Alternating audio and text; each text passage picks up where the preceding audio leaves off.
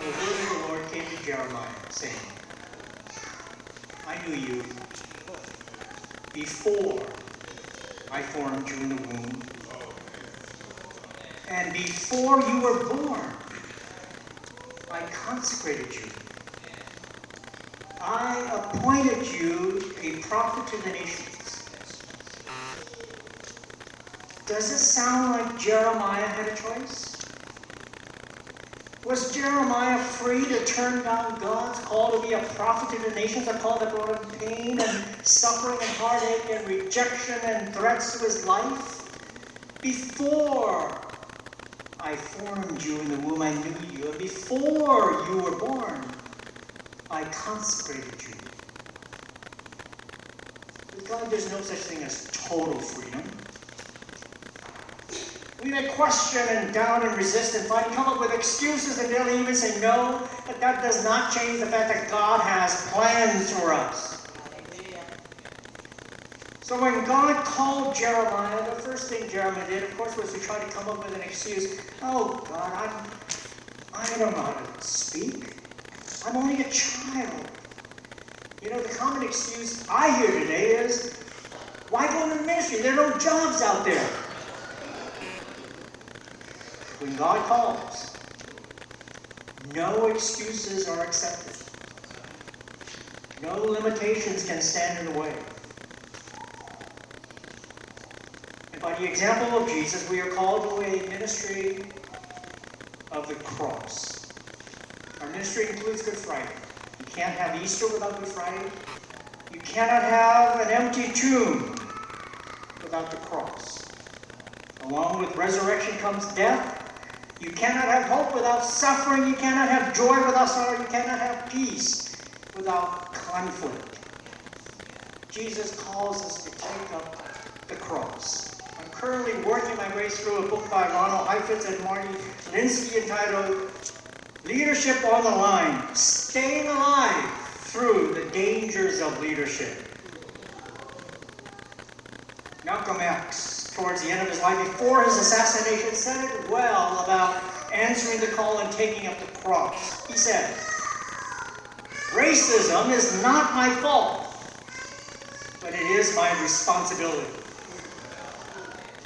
Nelson Mandela did not want to spend 27 years of his life in prison, separated from family, friends, and his people in South Africa, yet Mandela could not be the respected statesman and leader in his country if he had not gone to prison. It was the crisis of his 27-year imprisonment that provided him the opportunity to be a symbol of hope and courage.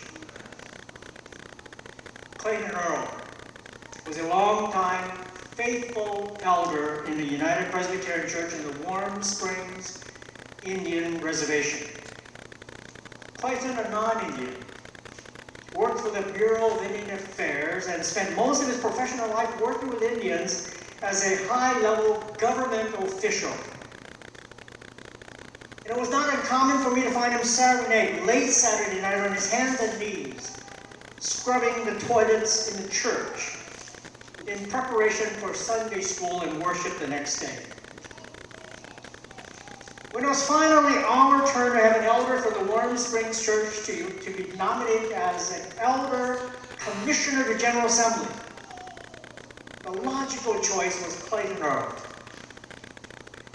At his age, it would have been his only chance to attend General Assembly as an elder commissioner. So he was our consensus, unanimous nominee. But Clayton declined. He declined because he felt that for the good of the Presbyterian witness in Warm Springs, for the good of the whole denomination,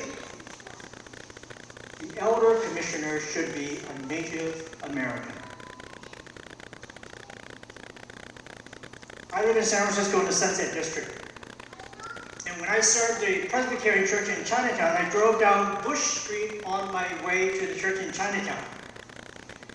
Now, residents of San Francisco know how much traffic there is on Bush, a one-way street, especially during the morning commute when everyone is in a hurry to get downtown to work. I remember one morning at the intersection of Bush and Franklin Streets. I was in a far right lane of the 3 lanes of traffic. The light changed, and I was about to cross Franklin, and I hesitated because none of the cars to my left were moving, even though the light had turned green. Good thing I waited, because an elderly Asian woman, bent over, appeared, walking ever so slowly across the busy and wide intersection. The amazing thing was that all of the drivers waited patiently. No one blew their horns. No one shouted impatient threats. Everyone waited until the woman crossed safely. God's call to us does not always require heroic efforts. Oftentimes, God is calling us simply to give a word of encouragement, to withhold judgment, to exercise patience, to pray for our elders and deacons, to pray for our pastor. There's a very old church in Sweden that has a striking crucifix in the back wall of the sanctuary opposite the pulpit. And so visitors often ask why the cross is not in the front where the congregation can see it, and they're told this story. Many years ago, the king of Sweden unexpectedly slipped into the back of the church to attend worship. He didn't want to be noticed. The pastor, seeing the presence of the king, departed from his prepared sermon and proceeded to eulogize the honored visitor.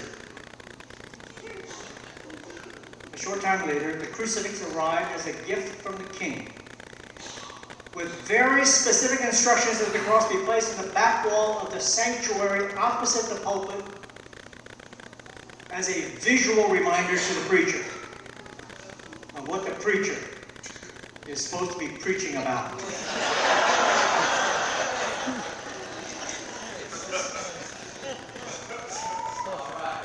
So for teaching and ruling elders, deacons, for all of us anointed, gathered here today for today's special service of celebration and installation, our faith, our calling from the very beginning is about the cross of Jesus Christ. Amen.